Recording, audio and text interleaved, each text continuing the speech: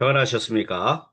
지성과 영성을 추구하는 신학박사 나유섭입니다. 오늘도 마태복음 2장 14절에 있는 표현을 한번 살펴볼까요?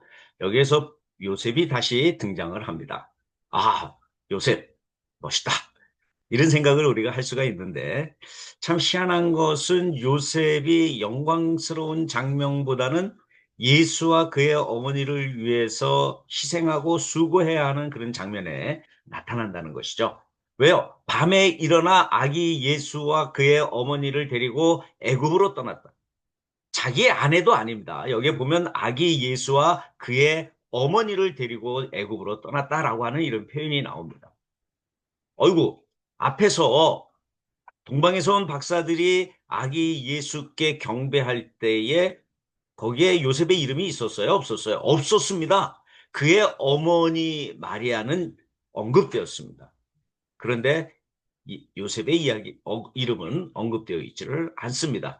그러다가 다시 요셉의 이름이 나타난 것이 바로 여기입니다. 꿈에 하나님의 계시를 받고 일어나 바로 떠나라고 하는 그 명령을 따라서 아기 예수와 그의 어머니를 데리고 애굽으로 떠났다. 위험한 여정이에요. 밤에 떠났다라고 하는 것 자체가 위험한 여정입니다. 그런데 그러한 일을 하는 책임이 누구한테 주어졌어요? 요셉에게 주어졌다는 것입니다. 그럼에도 불구하고 요셉은 순종했다라고 하는 데에 아주 방점이 있는 것이죠. 이처럼 요셉은 예수와 그의 어머니 마리아를 위해서 희생하고 수고하는 인물로 여기에 성격되어져 있다라고 하는 것을 우리가 알게 되는 것입니다. 여러분, 요셉이 아기 예수와 그의 어머니를 데리고 애굽으로 내려간 상황은 구약 성경의 요셉과 병행이 되죠. 즉 요셉이 애굽의 총리가 되어서 자기의 아버지와 형제들을 애굽으로 초청했다라고 하는 것이 여기에 나와 있는 것입니다.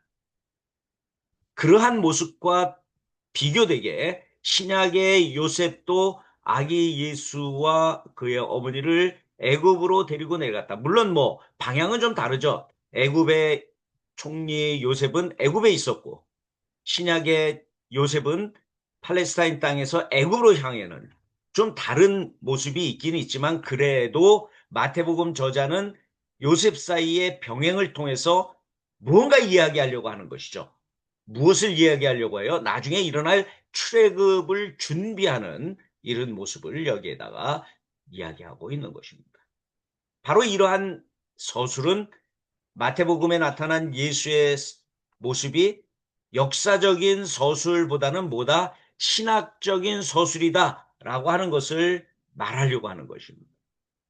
마태복음 저자는 예수에 대해서 적을 때에 정말로 있었던 것을 역사가처럼 탐구를 하고 증거를 가지고 적은 것이 아니라 자기 나름대로 신학적인 입장에서 예수에 대해서 이렇게 믿고 싶다. 자기 자신의 신앙을 투여하고 거기에다가 자기의 신앙 고백적인 서술을 넣어서 이렇게 서술을 했다라고 하는 것을 저는 말씀을 드리고자 합니다.